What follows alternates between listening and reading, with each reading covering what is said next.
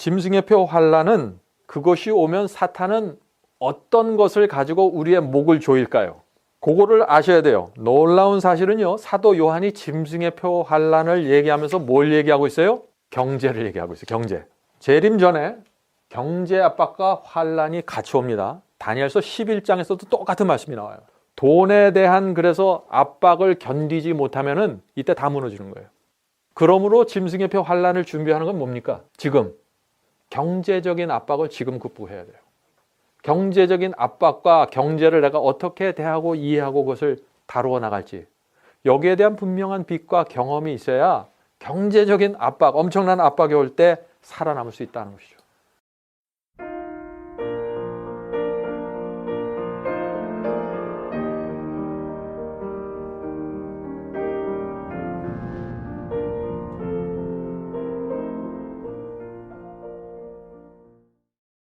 우리가 마지막 때가 되면 될수록 가장 중요한 것은 진리가 무엇인지 정확하게 이해하는 것입니다. 그 다음에 중요한 것은 뭐냐면은 우리가 이해한 진리가 내 마음과 생애 속에서 어떻게 경험될 수 있는가를 알아야 되는 것입니다. 요 두 개가 같이 가지 않으면은 문제가 있는 것이죠. 그래서 오늘도 이 시대에 우리가 많은 사람들이 관심을 갖고 있는 게 짐승의 표에 대한 예언이죠. 요 짐승의 표가 어떻게 이루어지고 어떻게 우리에게 압박해 올지, 그것을 우리가 어떻게 경험적으로 대처해야 할지에 대한 말씀을 좀 나누려고 합니다. 그런데 기존에 여러분들이 듣던 거하고는 조금 다른 각도에서 이걸 경제적인 측면에서 이걸 좀 나눠보려고 하는 것입니다. 2007년에 리먼 브라더스라는 큰 미국의 투자 회사가 무너졌습니다. 아주 갑자기 무너졌죠? 그때 서브프라임 모기지 사태라는 게 여러분들 기억하시나요? 그런 사태가 미국에서 일어났습니다. 그때 참 큰 회사의 간판이 떨어지는 그림이죠. 이때 미국이 아주 순식간에 완전히 공황, 패닉 상태로 들어갔습니다. 그래서 몇 개월 사이에 수많은 투자 회사들이 무너지고 은행이 문을 닫았어요. 한순간에 국가 전체가 휘청거렸습니다. 근데 제가 시골에 살았는데요, 이 회사하고는 굉장히 먼 곳이거든요.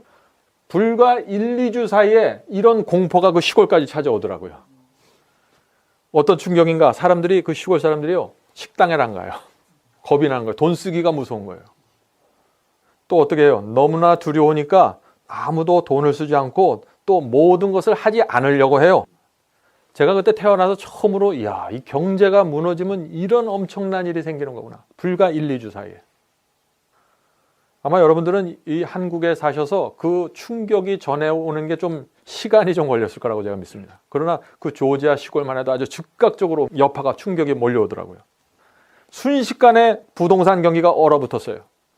서둘러서 집을 내놨고 또 팔려고 했지만 안 팔리는 거예요. 아무도 살려고 하지 않아요. 돈을 다 움켜잡고 쓰질 않는 거예요.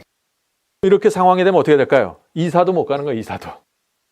다른 데로 가려면 어떻게 해요? 모든 거 포기하고 집도 내버려두고 가야 돼요. 이런 상황이 일어나는 거예요. 짐승의 환란이 오면은 갑자기 이런 상황이 올 수 있다는 거예요. 내가 뭐 계획해서 움직일 수도 없는, 완전히 프리즈 되는, 그냥 얼어붙는 그런 상태로 가는 거예요. 자, 우리가 짐승의 표를 어떻게 준비할 수 있을까요? 어떤 사람들은 짐승의 환란이 오면은 그때 도피하기 위해서 산속 깊은 곳에다 은신처를 마련하죠. 또 어떤 사람들은 미리 먹을 것을 잔뜩 쌓여놓고 땅에다 파묻든지 숨겨놓습니다. 이렇게 준비합니까? 우리가 그렇게 준비하지 않는 것을 잘 알고 있죠. 그렇게 한다고 되는 게 아니에요. 이거는 무슨 서바이벌 게임이 아니에요. 이거는 어디 몰래 숨어 있으면 되는 그런 게임이 아니에요. 이거는 짐승의 표 환란이 온다는 것은 나가서 복음을 전할 수 있는 마지막 기회가 열리는 거예요. 그렇게 생각하셔야 돼요. 그때까지 준비된 자들이, 하나님의 인을 받은 자들이 그때야말로 하나님께서 펼쳐주는 장으로 나가서 복음을 전하다가 어떤 사람은 순교당하고 어떤 사람은 살아서 승천하는 14만 4천인의 경험 속으로 들어가는 것입니다. 그래서 이거는 무슨 깊은 산속에 들어가서 숨어 있다고 해결되는 게 아니에요. 그때는 숨어 있던 사람도 나올 때예요. 복음이 땅끝까지 전파될 수 있는 마지막 기회이기 때문에. 완전히 거꾸로 생각하는 거예요. 숨어 있는 사람들은. 짐승의 표 환란은 그때 그것이 오면 사탄은 어떤 것을 가지고 우리의 목을 조일까요? 그거를 아셔야 돼요. 놀라운 사실은요, 사도 요한이 짐승의 표 환란을 얘기하면서 뭘 얘기하고 있어요? 경제를 얘기하고 있어요. 경제. 계시록 13장 16절과 17절입니다. 저가 모든 자, 곧 작은 자나 큰 자나 부자나 빈궁한 자나 자유한 자나 종들로 그 오른손에나 이마에 표를 받게 하고. 자, 여기서 사도 요한이 계시를 통해서 짐승의 표 받는 사람들을 보는 거예요. 거기 뭐예요? 모든 자예요. 얼마나 많이 받으면 모든 자라고 표현해요. 그래서 사도 요한의 눈에는 모든 자처럼 보이는 거예요. 이 지구상의 사람들이 한 사람도 빼놓지 않고 짐승의 표를 다 받는다. 그건 아니죠. 그만큼 많이 받는다는 거예요. 모든 계층에서. 큰 자, 작은 자, 부자, 가난한 자. 누구든지 이 표를 가진 자 외에는 매매를 못하게 하니 이 표는 곧 짐승의 이름이나 그 이름의 수라. 매매를 못하게 하는 게 강제적인 압박 수단이에요. 네? 그래서 제가 경제적인 압박을 얘기하는 것입니다. 경제적인 압박을 통해서 짐승의 표를 받게 하겠다는 거예요. 그렇죠? 그래서 그때가 되면은 먹을 양식을 얻기 위해서 할 수 없이 짐승의 표를 받는 수많은 사람들이 나오겠다는 거죠. 네? 돈에 대한 그래서 압박을 견디지 못하면은 이때 다 무너지는 거예요. 그러므로 짐승의 표 환란을 준비하는 건 뭡니까? 지금 경제적인 압박을 지금 극복해야 돼요. 경제적인 압박과 경제를 내가 어떻게 대하고 이해하고 그것을 다루어 나갈지, 여기에 대한 분명한 빛과 경험이 있어야 경제적인 압박, 엄청난 압박이 올 때 살아남을 수 있다는 것이죠. 자, 재림 전에 경제 압박과 환란이 같이 옵니다. 다니엘서 11장에서도 똑같은 말씀이 나와요. 다니엘서 11장에 있는 이 말씀을 좀 보죠. 다니엘서 11장 43절부터 44절입니다. 이 북방왕 얘기죠. 다니엘서 11장에 북방왕이 4번 나옵니다. 근데 매 시대마다 북방왕의 정체는 달라지는데 마지막 시대에 나오는 이 북방왕은 요한계시록 13장에 나오는 그 짐승의 세력과 동일한 세력이에요. 자, 그가 북방왕이 권세로 애굽의 금, 은과 모든 보물을 잡을 것이요. 마지막 때 짐승의 세력에 의해서 이 애굽은 무신론 세력이죠, 성경에. 다시 말해서 이 전 세상을 말합니다. 세상의 금과 은과 모든 재물을 이 짐승의 세력 컨트롤 안에 들어간다는 거예요. 그런 일이 생길 거라는 얘기입니다. 그 다음에 리비아 사람과 구스 사람이 그의 시종이 되리라. 그래서 부자나 가난한 자나, 요한계시록에 나오죠. 부자나 가난한 자나 큰 자나 적은 자나 다 짐승의 표 받는다는데 지금 이 11장 똑같은 표현을 하는 거예요. 부자나 가난한 자나 그의 시종이 되리라. 누구의 시종? 북방왕의 시종이 되는 거예요. 시종은 뭐예요? 노예가 된다는 거예요. 어떻게 노예가 돼요? 금과 은, 보물을, 재물을 다 북방왕에 끌어안고 있기 때문에 맘대로 컨트롤할 수 있기 때문에 다 그 밑에 들어가서 지금 밥을 얻어먹고 살 수밖에 없는 그런 상황이 온다는 거예요. 그 다음 성경절. 그러나 동북으로부터 소문이 이르러. 소문이 이르는 거예요. 이 순서를 보세요. 금과 은을 잡는 것입니다. 다 시종이 되는 거예요. 그 다음에 동북으로부터 소문이 오는 거예요. 이게 순차적으로, 거의 동시지만 순차적으로 오는 것입니다. 동북에서 오는 소문은 뭐예요? 그리스도의 재림입니다. 그리스도의 재림이 오는 거예요. 그리스도의 재림의 소문이에요. 이 소문은 누가 내는 거예요? 저와 여러분이 내는 거예요. 소문을 내줘야 돼요. 예수께서 곧 오신다는 소문을, 그런 설교를 하고 그런 메시지를 전하고 그런 복음 사업을 해야 된다는 것이에요. 그러면 그 다음에 그로 번민케 함으로 그가 북방왕이 분노하여 나가서 많은 무리를 다 도륙하며 진멸코자 할 것이요. 자, 이게 무슨 얘기인가요? 예수께서 곧 재림하신다. 이제 조금만 오면 예수께서 오신다 하는 그 기별을 전하면 북방왕이 화를 낸다는 것이요. 분노한다는 것이요. 왜냐하면 예수께서 재림하시면 다 죽거든요. 음료도 죽고 짐승도 죽고 거짓 선지자들도 죽고 다 죽게 돼요. 아는 거예요. 그래서 고민하다가 분노하는 것입니다. 그래서 나가서 많은 무리를 다 도륙하여 진멸하는 것이죠. 짐승의 표를 받는 자는 모두 다 죽이는 거예요. 큰 자나 작은 자나. 지금 이 짐승의 표 환란을 다니엘서 11장에서 지금 이렇게 설명하는 것입니다. 자, 그러면 많은 무리를 다 도륙하여 진멸하는 것이 도대체 어떤 환란인가? 그 바로 다음에 나오는 다니엘 12장 1절에 이렇게 표현되어 있어요. 이게 무슨 환란인지. 그때 내 민족을 호위하는 대군 미가엘이, 그리스도죠? 대군 미가엘이 일어날 것이요 또 환란이 있으리니. 이 환란이 어떤 환란인가? 이는 개국 이래로 그때까지 없던 환란일 것이며. 자, 개국 이래로 그때까지 없던 환란이에요. 이게 무슨 환란인가? 그렇다면 이게 마지막 환란인데, 이 환란은 지구 역사가 시작된 이래 가장 큰 환란이에요. 중세기에 1000년 동안 5천만 명의 성도들이 순교당했습니다. 그것보다 더 크다는 거예요. 그때는 유럽에서만 일어났죠? 이건 전 세계입니다. 엄청난, 그래서 개국 이래로 없던 환란이라고 말하고 있어요. 다시 말해서 요한계시록 13장에 나오는 짐승의 표 환란이 이렇게 표현되고 있는 것입니다. 그래서 예언적인 순서가 분명해요. 마지막 때가 되면은 먼저 사람들이 경제의 종이 돼요. 그 다음에 큰 역사 일에 없던 큰 환란이 일어납니다. 그 다음에 예수께서 재림하시는 것입니다. 요 세 가지가 우리한테 남아있다는 것입니다. 근데 경제의 종이 되는 요 사건은 지금 이미 시작이 되었어요. 지금 이미 다 종이 되었어요. 그렇지 않아요? 돈이 없으면은요, 살아갈 수가 없어요. 지금 이 세상에. 봉급받는 분들 몇 달만 월급이 끊기면 어떻게 돼요? 꼼짝없는 것입니다. 집값이 한 20%, 30%만 다운돼 보세요. 꼼짝 없어요, 여러분들. 집도 팔리지도 않고 살 수도 없고 다 그렇게 돼버려요. 지금 이미 경제적인 압박이 우리에게 오고 있는 것입니다. 지금은 정말 심각한 상태고 지금은 아주 작은 것에 매달릴 때가 아니에요. 지금은 이 경제적인 압박에서 내가 믿음으로 어떻게 살아가야 되는 건지 요거를 배워야 될 때예요. 자, 그래서 우리가 결론적으로 보면은 요한계시록 13장에 짐승의 표 환란도 매매할 수 없다. 그 매매를 통해서 압박하는 게 나오고 다니엘서 11장에 나오는 이 북방향의 마지막 환란 때에도 결국은 뭐예요? 금과 은, 보물을 갖고 사람들을 그의 시종으로 만드는 이런 얘기가 나온다는 얘기예요. 그래서 마지막 환란과 경제적인 압박이 깊이 연관되어 있음을 우리가 알 수 있다는 것입니다. 자, 이건 굉장히 중요한 사상입니다. 여러분들이 앞으로 내가 신앙을 할 때 어떤 면에 있어서 특별히 초점을 맞춰야 되는지, 어떤 면에 있어서 내가 이기고 극복해야 되는지 이게 분명히 나오는 거예요. 이 장면에서. 자, 그러면 마지막 시대의 그리스도인은 뭔가 돈에 대해서 잘 이해를 해야 돼요. 내가 재정을 어떻게 해야 되는 건지, 청지기 직분이 무엇인지, 하나님께서 나에게 재정을 맡겨주신 이것을 어떻게 사용해야 되는지, 이 모든 것이 지금 마지막 시대를 위한 준비 속에 포함되어 있다 하는 것이에요. 자, 예수께서 그래서 재물에 대해서 분명한 선을 그어 놓으셨어요. 마태복음 6장 24절입니다. 너희가 하나님과 재물을 겸하여 섬기지 못하느니라. 지금 예수님께서 무슨 얘기를 하시는 거예요? 하나님과 재물을 딱 놓고 둘 중에 하나 선택하라는 얘기예요. 둘 다 섬기지 못한다는 얘기예요. 근데 여기서 한국말은 재물이라고 돼 있는데 영어 성경에 보면요, 매몬, 맘몬이라고 돼 있어요. 맘몬은 구약시대 우상 숭배자들이 섬기던 신입니다. 재물의 신이에요. 구약시대 우상 숭배자들이 다 맘몬 앞에 가서 재물을 달라고 기도했어요. 그런데 예수께서 그 맘몬을, 여기 재물이라고 했지만 영어 성경은 맘몬이에요. 하나님과 맘몬을 겸하여 섬기지 못한다. 돈이 맘몬이 된 거예요. 돈이. 그래서 예수께서요, 하나님과 맞상대하는 강력한 신을 돈의 신으로 지목한 거예요. 이미 2000년 전에. 지금은 어떨까요? 지금 맘몬의 신이 더 강력해졌어요. 이 맘몬 신이. 구약 시대부터 시작된 거예요. 이건 예수님 시대 이전에 구약 시대에 이미 맘몬 신이 가장 인기 있는 신이었습니다. 그 신을 경배해야 부자가 된다고 생각했어요. 맘몬이 근데 어디 있습니까? 맘몬이 돈 뒤에 숨어 있어요. 돈 뒤에 숨어 있어서 우리를 딱 컨트롤하고 지배합니다.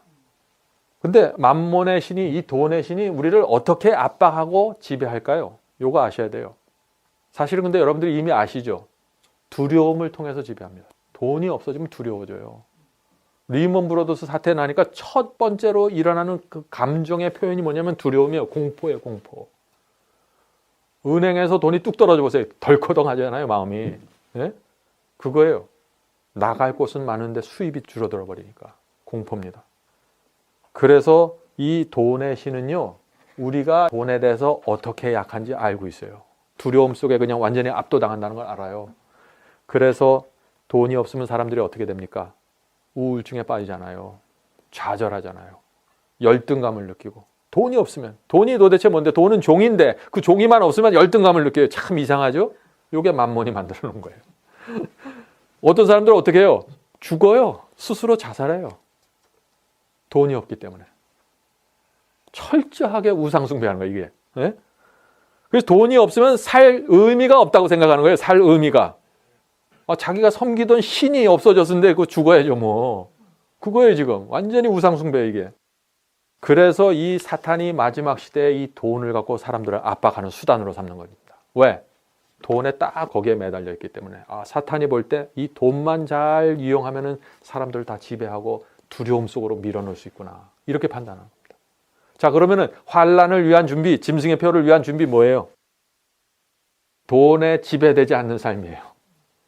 돈을 우상으로 여기지 않는 삶이에요. 그죠? 이게 환란을 위한 준비라는 거예요. 경제적인 압박에서 자유로워지는. 자, 그래서 돈이 없으면 먹고 살 수 없고 아무것도 할 수가 없잖아요. 실생활로 돌아오면은. 우리가 실생활로 돌아오면 그렇잖아요. 그러니까 요 문제를 어떻게 해결해야 되나, 우리 마음속에서 신앙으로. 그래서 한 가지 방법이 있어요. 뭐냐? 돈의 압박으로부터 벗어나는 한 가지 방법. 뭐냐? 돈을 많이 벌으면 될까요? 돈을 그렇게 많이 벌 사람이 몇 사람이 돼요? 예언학교에서 제가 요한계시록에서 말씀드리지만 마지막 시대 경제적인 몰락이 오는 걸로 돼 있거든요. 그러니까 이게 돈을 많이 번다고 해서만 해결되는 거 아니에요. 돈이 많으면 많을수록 또 다른 고민이 생겨요. 그렇다면은 그 경제적인 압박에서부터 돈이 있는 자나 없는 자나, 가난한 자나 부자나, 이 압박에서 벗어나는 방법이 뭔가, 그거 궁금하시죠? 제가 오늘 그거를 좀 말씀드리려고 하죠. 그거는 아브라함처럼 사는 것입니다. 여러분들 실망하셨죠? 너무 대답이 뻔해서. 근데 이 일밖에 없어요. 아브라함처럼 사는 거예요. 아브라함처럼. 돈을 쫓아다니는 게 아니라 하나님께 복을 받아서 살아가는 거예요. 요걸 이해하셔야 돼요. 요 경험이 어떤 건지. 아브라함의 삶은 돈을 의지하고 돈을 쫓아가는 삶이 아니었습니다. 요런 사람에게는 사탄이 압박을 할 수가 없어요. 돈을 쫓아다니지 않기 때문에. 그게 무슨 얘기인가? 하나님께서 아브라함에게 지금 살던 고향을 떠나러 갔어요. 히브리서에는 사도 바울이 갈 바를 알지 못하고 아브라함이 떠났다 그랬거든요. 아브라함은 지금 내가 살고 있는 이 고향의 땅값과 앞으로 내가 갈 그 땅의 땅값을 비교하지 않았어요. 경제에서 벗어난 사람이에요, 이 사람은. 그냥 하나님께서 말씀하셨으니까 가는 거예요. 하나님께 묻지도 않았어요. 내가 왜 가야 되냐고. 따지지 않고 묻지 않는, 그걸 경제적으로 판단하지 않는 사람. 이것이 마지막 환란을 통과할 수 있는 사람이다. 경제적인 압박에서 벗어날 수 있는 사람이다. 두 번째, 같이 이제 떠나서 롯하고 다녀서 큰 재물을 하나님께서 축복으로 주셨습니다. 그래서 이 아브라함이 나이도 많고 어른이었기 때문에 롯보다 항상 기득권이 있었어요. 먼저 선택할 수 있는 권리가 있었어요. 근데 롯에게 뭐라고 얘기했습니까? 저 소돔 땅 좋은데 보라면서 네가 원하면 가져 그랬어요. 네가 자하면 난 우할게. 이렇게 해버렸어요. 그러니까 사단이 그런 사람한테는 어떻게 해요? 뭐 어떻게 해볼 수가 없는 거예요. 돈 갖고 장난을 못 쳐요. 사단이 이런 사람들한테는. 그래서 이 롯이 그 소돔의 비옥한 평야를 선택했잖아요. 아브라함은 어떻게 했습니까? 산으로 올라갔어요. 그냥 산으로. 그 결과적으로 어땠어요? 소돔성에 유황불이 내리잖아요. 그러니까 그 앞에 있는 경제적인 그 크기만 따지고 하는 사람들은 결국은 이 운명에 처한다는 거예요. 사탄이 이게 전략이거든요. 그래서 우리는 아브라함처럼 하나님께 복을 받아서 살아가는 법을 배워야 되는 거예요. 그렇다고 해서 아브라함이 게을렀습니까? 양을 안 쳤어요? 먹이를 안 줬습니까? 열심히 일했어요, 아브라함도.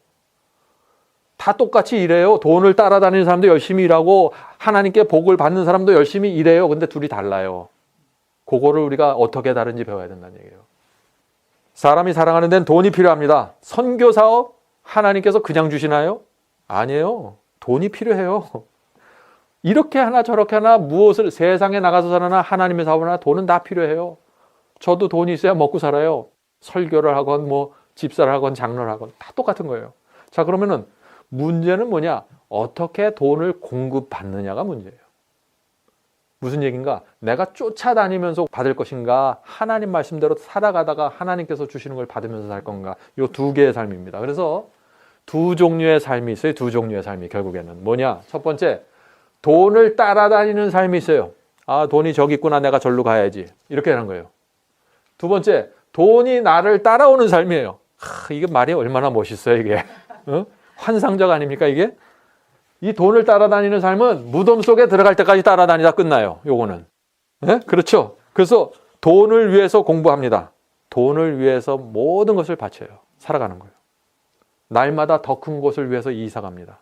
더 큰 곳이 있으면 그걸로 가요. 그런 삶은 어때요? 피곤하고 고단해요. 모든 사람이 그렇게 살기 때문에. 경쟁이 심해요. 그래서 그런 사람들은 내 힘으로 돈을 벌고 내 힘으로 문제를 해결하면서 외롭게 이 세상을 살아갈 수밖에 없는 거예요. 하나님을 믿지만 고아처럼 정말 외롭게 모든 것을 내 어깨 위에 지고서 힘겹게 살아가는 것입니다. 어떤 삶? 돈을 따라다니는 삶이에요. 주님을 믿지만 모든 것을 내 힘으로 처리할 수밖에 없어요. 이렇게 되면은. 왜냐하면 돈이 가는 방향과 하나님의 뜻이 다르기 때문에 그래요. 돈이 가는 방향과 하나님의 뜻이 같으면은요, 하나님께서 복 주시고 인도해 주세요. 근데 다르기 때문에 하나님께서 어떻게 해줄 수가 없는 거예요, 이 상황에서는. 그래서 이 돈을 따라다니는 삶을 살면은 큰 문제가 뭔지 아세요? 결국 하나님께서 주시는 복을 받고서 살아가는 경험이 뭔지 전혀 이해하지 못하고 살아가게 되는 거예요. 그게 뭔지. 그런 사람들은 어떻게 돼요? 마태복음에 나오는 예수님의 말씀처럼 생활의 염려와 경제적인 스트레스에 시달리다가 주의 재림이 덫처럼 임하게 된다 그랬어요. 이런 사람들은 어떻게 해요? 짐승의 표 환란이 올 때 경제적인 그 압박을 도무지 감당할 수 없어요. 왜? 그 압박은 자기의 힘으로 될 수 있는 게 아니에요. 그 압박은. 마지막 시대 경제적인 압박은. 그건 내가 뭘 많이 벌어놨다고 되는 얘기가 아니에요. 그거는. 그래서 지금부터 이 경제적인 압박을 하나님의 복을 통해서 벗어나는 이 경험을 이해하는 사람들이 정말 마지막 시대 환란을 위한 준비다 하는 얘기를 제가 말씀드린 거예요. 이해하십니까? 예. 자, 그런데 문제는 아브라함처럼 살라고 했는데, 그래서 아브라함이 받았던 복을 받아야지 이 경제적인 압박에서 벗어난다고 했는데, 문제는 뭐예요? 아브라함은 복을 받았지만 나는 그 복을 받지 못할 수 있잖아요. 아브라함에게 하나님께서 주셨는데 나에게 그 복을 주신다는 개런티가 없잖아요. 그런데 여기에 희망이 있는 거예요. 무슨 희망인가? 성경은 말이죠, 아브라함에게 주셨던 그 복을 우리에게도 동일하게 주신다고 약속돼 있어요. 이런 말씀하면 아멘이 나오네요. 아멘 할 만하죠. 갈라디아 3장 28절 29절입니다. 갈라디아 3장 28절 29절. 너희는 유대인이나 헬라이나 종이나 자주자나 남자나 여자 없이 다 그리스도 예수 안에서 하나이니라. 유대인이나 헬라이나 종이나 자주나 다 그리스도 예수 안에 하나라는 거예요. 뭐 유대인만 특별한 사람 아니라는 거예요. 오늘날 유대인이 특별해서 그 사람들이 마지막에 14만 4천이 된다고 믿는 사람들 많죠? 아니라는 거예요. 다 하나라는 거예요. 예수 그리스도 안에 있으면은. 그리스도께 속한 자면 곧 아브라함의 자손이요. 우리가 그리스도께 속해 있습니까? 아브라함의 자손입니다. 아브라함의 자손이면은 그 약속대로 유업을 이을 자니라. 분명하잖아요. 아브라함이 받았던 유업을 그리스도께 속한 자면 그 유업을 그대로 똑같이 받을 수 있다 하는 거예요. 이 유업은 그건 영적인 유업 아닌가요? 그것도 있죠. 그러나 이 눈에 보이는 복도 포함되어 있는 것입니다. 앞으로 공부하면서 점점 더 확인하게 될 것이에요. 자, 이게 생각만 해도 황홀하지 않습니까? 아브라함이 받았던 그 유업과 복을 내가 이 시대에 받을 수 있다는 거. 얼마나 놀라운 복입니까? 자, 이 아브라함에게 엄청난 복을 약속해 주셨어요. 창세기 12장 2절 3절입니다. 내가 너로 큰 민족을 이루고 내게 복을 주어 내 이름을 창대케 하리니 너는 복의 근원이 될지라. 아브라함 자체가 복의 근원이 돼버리는 거예요. 아브라함에게서 복이 흘러나간다는 거예요. 지금 너를 축복하는 자에게는 내가 복을 내리고 너를 저주하는 자에게는 내가 저주하리라. 이런 사람은 불행해질 수가 없는 거죠. 살아있는 신앙이에요. 완전히 이거는 하나님의 기적과 하나님의 임재가 늘 그 사람에게 함께하는 거예요. 지금 그 얘기예요. 누가 나를 저주해? 저주받는 거예요, 그 사람. 얼마나 무서워요. 이게 아브라함이 살았던 인생이에요. 우리도 하나님께 복을 받아서 복을 나눠주는 복의 근원이 될 수 있는 거예요. 아브라함이 스스로 나눠준 게 아니에요. 아브라함도 받은 복을 나눠준 거예요. 그래서 복의 근원이 된 거예요. 나를 축복하는 자는 하나님께서 복 주시고 나를 저주하는 자는 하나님께서 저주하셔요. 내 자체가 복덩어리가 돼버리는 거예요. 그냥 사람들이 볼 때 저 사람 복덩어리네. 만약 우리가 이런 삶을 살 수 있다면 어떻게 될까요? 살 수 있다는 얘기예요. 성경은. 그걸 믿으셔야 돼요. 그래서 우리도 아브라함이 받았던 그 복을 받을 수 있다. 요 말 자체를 먼저 믿음으로 그대로 받아들여야 돼요. 그래야 이게 실제가 될 수 있는 거예요. 그거 믿으십니까, 여러분들? 아멘. 네. 입으로는 아멘 해도 마음으로는 글쎄. 그럴 수 있죠. 그래서 우리가 성경을 공부해야 되는 거 아닙니까? 자, 한 가지 우리가 생각해 봐야 될 거 있는데 이 질문이에요. 하나님께서는 도대체 왜 아브라함에게 그렇게 복을 주셨는가? 이 질문이죠. 하나님께서 아브라함에게 복을 주신 이유가 있다는 거예요. 이 이유를 알면은 우리도 그 이유를 만족시켜주면 될 거 아니에요. 아브라함이 받은 유업이 그대로 내려온다고 했으니까. 아브라함은 하나님께서 복을 주시는 조건을 만족시켰기 때문에 우리도 하나님께서 가지고 있는 그 조건을 만족시켜버리면 동일한 복을 받을 수 있다는 거예요. 그것이 성경이 말하는 약속이에요. 성경의 모든 약속에는 조건이 있습니다. 그 조건을 만족시키면 되는 거예요. 자, 하나님께서 재물의 복을 주시는 기준이 무엇인가? 예레미야 27장 5절에 이 말씀이 있습니다. 나는 내 큰 권능과 나의 든 팔로 땅과 그 위에 있는 사람과 짐승들을 만들고 나의 소견에 오른 대로 땅을 사람에게 주었노라. 이 땅을 주었다 그랬어요. 땅이 뭐예요? 구약시대 가장 인기 있는 재물이 땅입니다. 오늘날도 땅이 있으면 좋잖아요. 구약시대도 마찬가지예요. 그런데 땅을 누구에게 줘요? 하나님의 소견에 오른 대로. 하나님께서 보시기에 의로운 사람에게 주신다는 거예요. 땅을, 재물을, 복을 그렇게 주신다는 거예요. 얼마나 놀라운 약속입니까?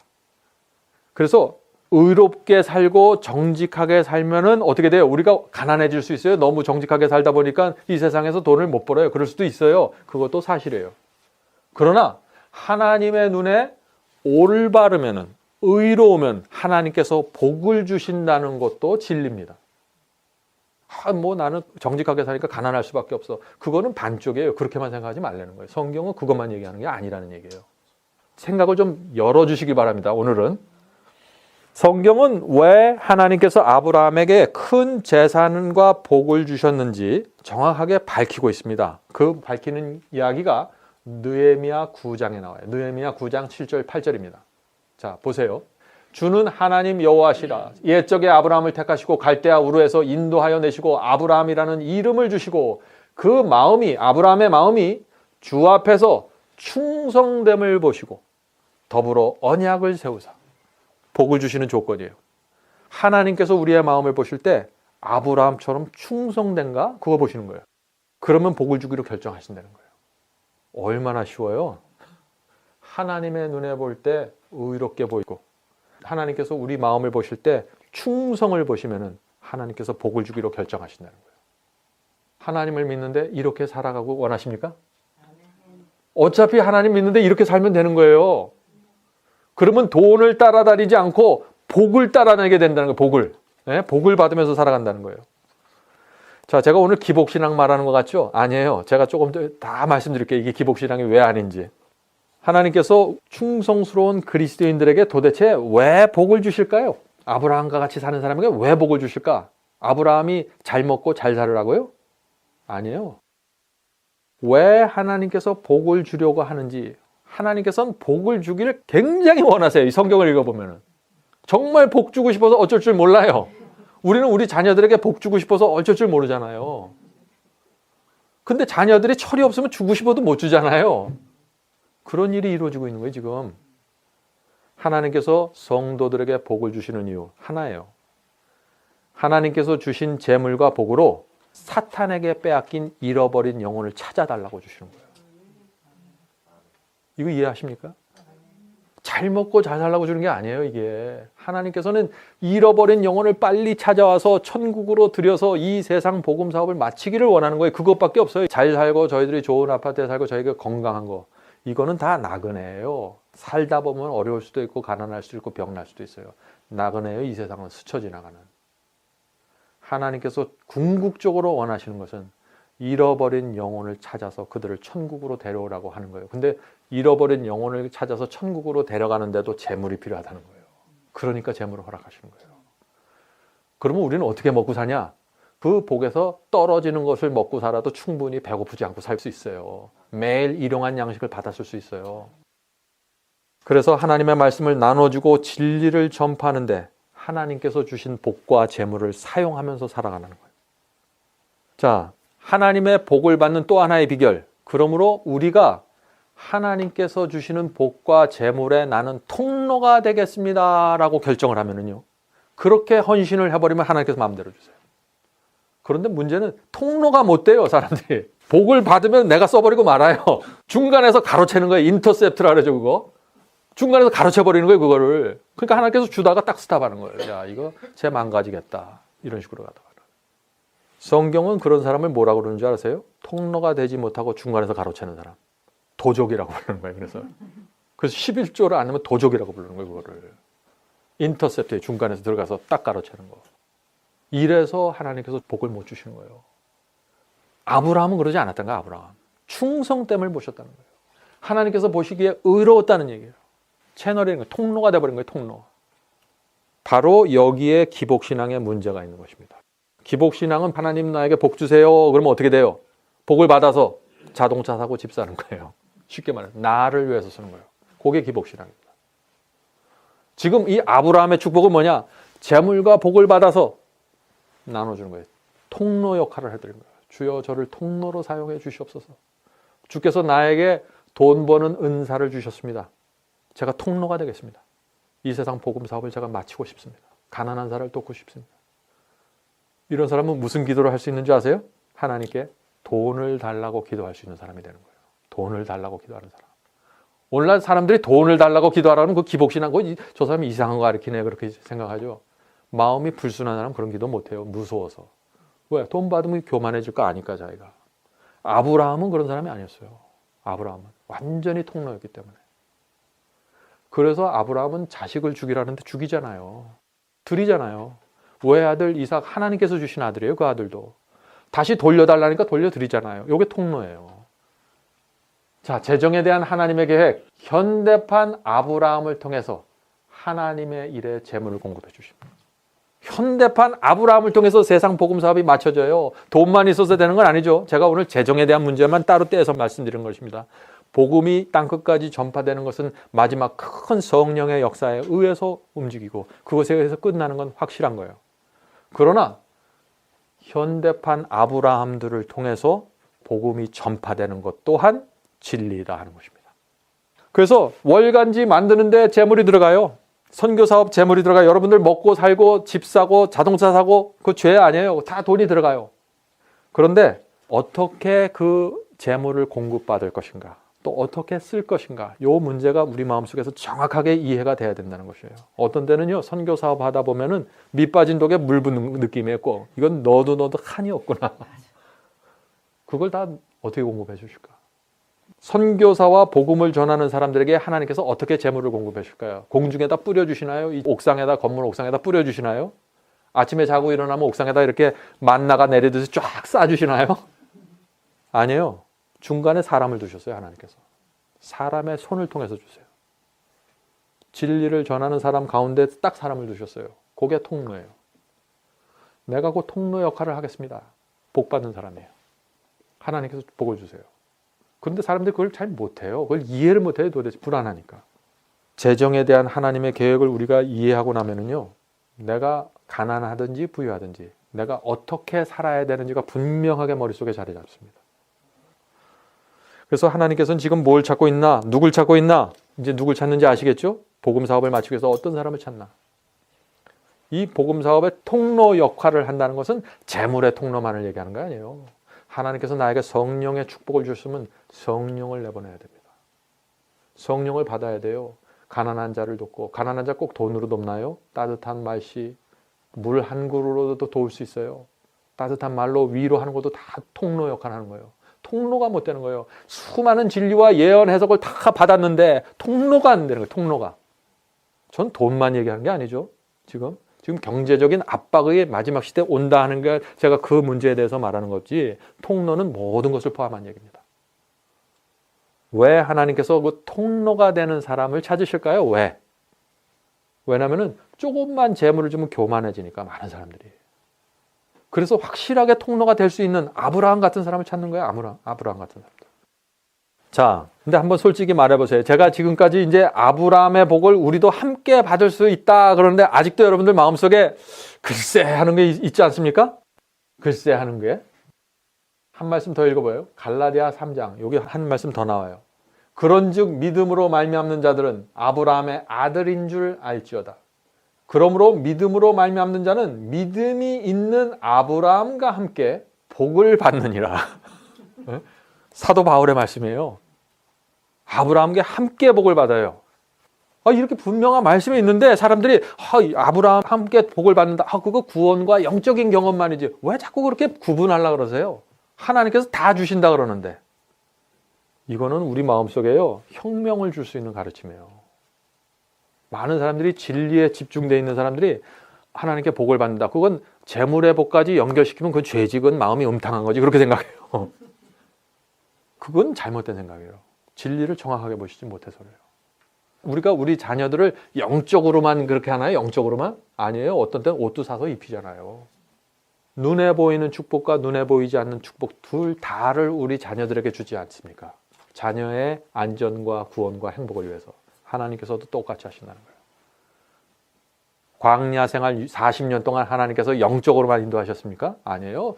불기둥과 구름기둥으로, 눈에 보이는 만나로, 실제 입으로 들어가는 거로. 근데 왜 우리는 한쪽만 생각하냐? 거기서 벗어나셔야 된다. 거기서. 두려워하지 마세요. 이쪽 눈에 보이는 축복을 받는 것을 이상하게 생각하지도 마시고 두렵게 생각하지도 마세요. 중요한 건 뭐냐?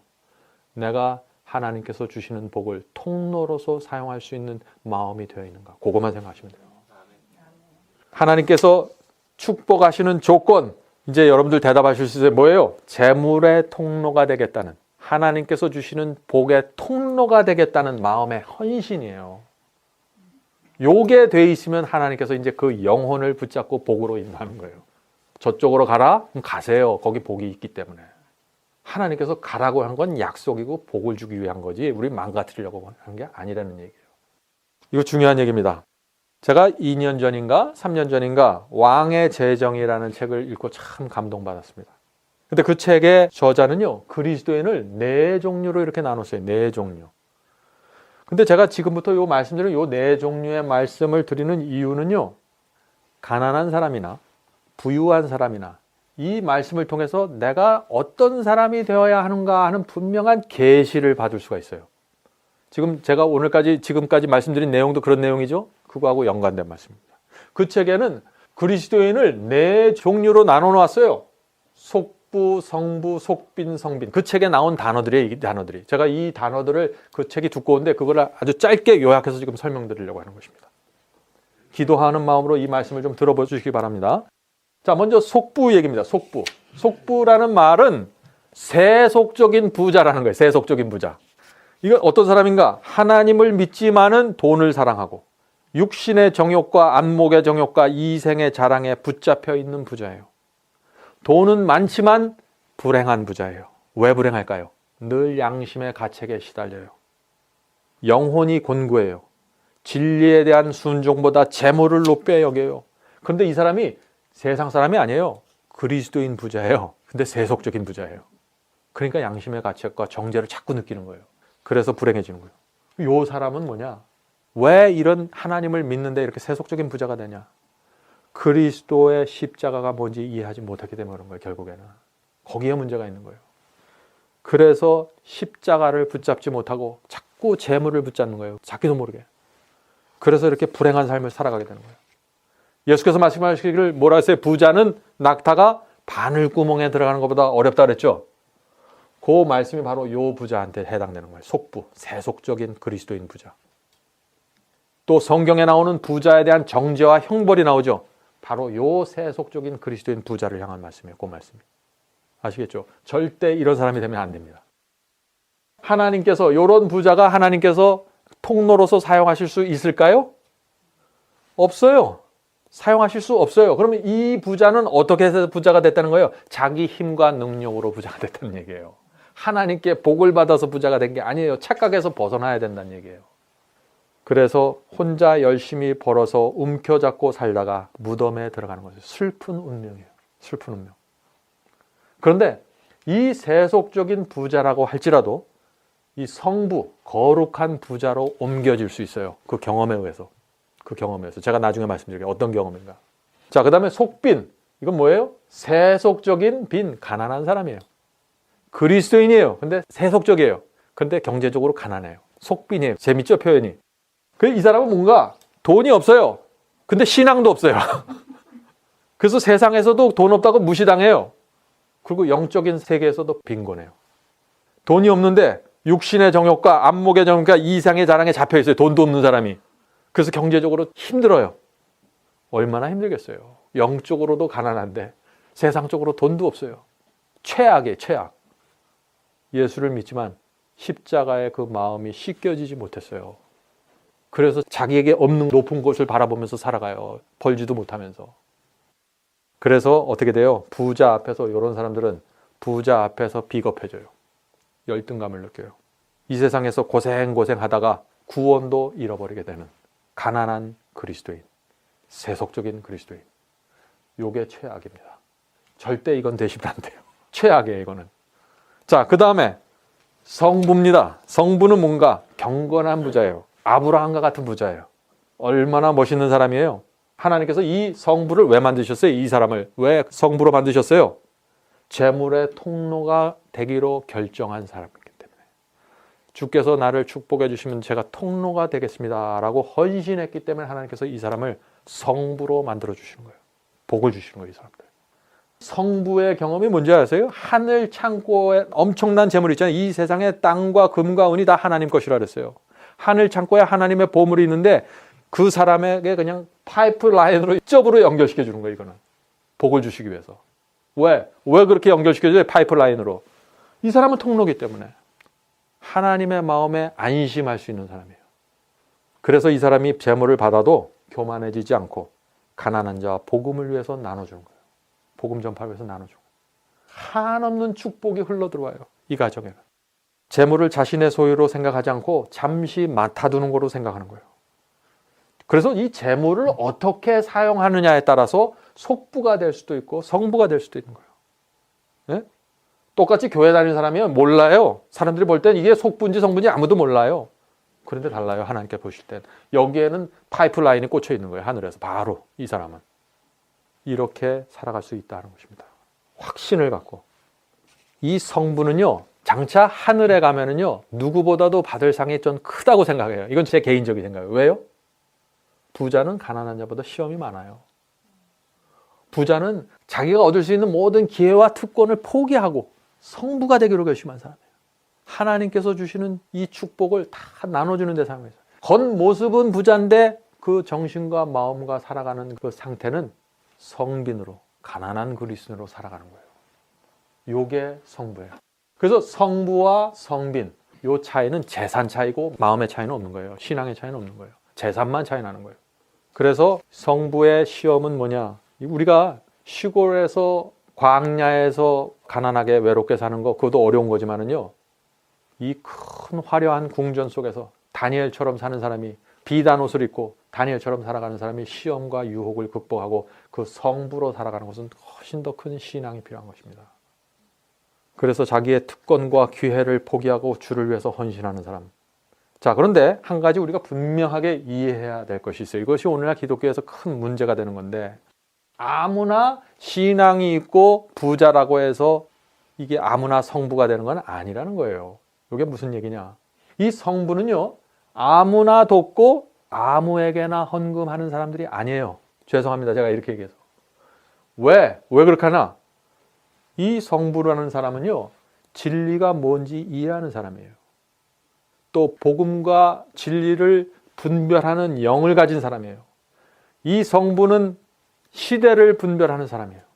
그래서 지금 이 시대에 무엇을 해야 되고 어떤 말씀이 전파되어야 하는지를 분명하게 이해하는 사람이에요. 깨닫는 사람이에요. 그래서 하나님께서 그 사람에게 마음껏 재물을 퍼부어주시는 거예요. 어떤 사람들은 그렇잖아요. 부자인데 거짓 복음을 가르치는데 쏟아붓잖아요. 하나님께서 그런 사람 축복해 줄 수 있어요? 안 되는 거예요, 그게. 그래서 성부의 조건이 까다로운 거예요, 거기서. 성부는 하나님께 재물을 달라고 간절히 기도하는 사람이에요. 마음이 순수하기 때문에 어린아이 같은 심령으로, 주여 제가 돕기 원합니다, 주시옵소서, 이렇게 기도하는 사람이에요. 하나님께서는 성부의 기도를 들으시면요, 주시는 거예요. 왜요? 왜 주실까요? 신뢰하기 때문에. 내가 하나를 주면은 저 사람은 셋을 나눠주려고 애를 쓴다는 걸 알기 때문에 그런 거예요. 이런 사람이 되면은 하늘의 복을 등에 업고 다니는 사람이 되는 거예요, 이게. 네? 자, 성빈은 어떤가? 성빈은 가난한 사람이죠? 근데 경건해요. 가난하지만 경건한 그리스도인이에요. 빚진 자의 심령을 갖고 있는 사람이에요. 성빈은 의를 위해서 가난하게 된 사람이에요. 의를 위해서. 게을러서 가난하게 된 사람이 아니에요. 네? 저는 성빈으로 살고 싶습니다. 저는 가난하기 때문에 이왕 가난한 거 속빈으로 살 거 없잖아요. 성빈으로 살아야지. 이왕 가난하잖아요. 여기 이왕 가난하신 분이 있습니까? 그럼 성빈으로 살면 되는 거예요. 스트레스 받을 거 하나도 없어요. 성빈으로 살면 하나님께서 귀하게 보세요. 이 세상 어떤 부자보다도 귀하게 보십니다. 성빈은. 성빈은 정직하고 부지런하지만 하나님께서 그 사람을 가난하게 만드셨어요. 그 사람에겐 돈이 붙질 않아요. 왜요? 하나님께서 그 사람을 성빈으로 사용하기 원하시기 때문에. 그래서 성빈의 마음속에는 사명이 있습니다. 사명. 무슨 사명인가? 복음을 전하겠다는 간절한 사명을 받았어요. 그냥 가난하게만 사는 게 아니에요. 신앙 좋고 가난하게만 사는 게 아닙니다. 여기 오해하시면 안 돼요. 여기서 말하는 성빈은 신앙이 좋고 가난하지만 동시에 말씀을 통해서 하나님께 사명을 받은 사람이에요. 잃어버린 영혼을 찾겠다는 사명. 그래서 하나님께서 이 성빈도 성부 못지않게 끔찍한 사랑과 인도하심으로 그 길을 인도해 주십니다. 얼마나 감사해요. 굳이 그 성부가 되겠다고 애쓸 필요 없어요. 자, 가난하고 신앙이 있다고 해서 성빈이 되는 게 아니죠. 사명이 있어야 됩니다. 복음에 대한 사명이에요. 잃어버린 영혼에 대한 사명. 그래서 이런 사람들은요, 가난하지만 뭐예요? 가난하다는 건 뭐예요? 돈에 대한 필요가 많다는 거죠.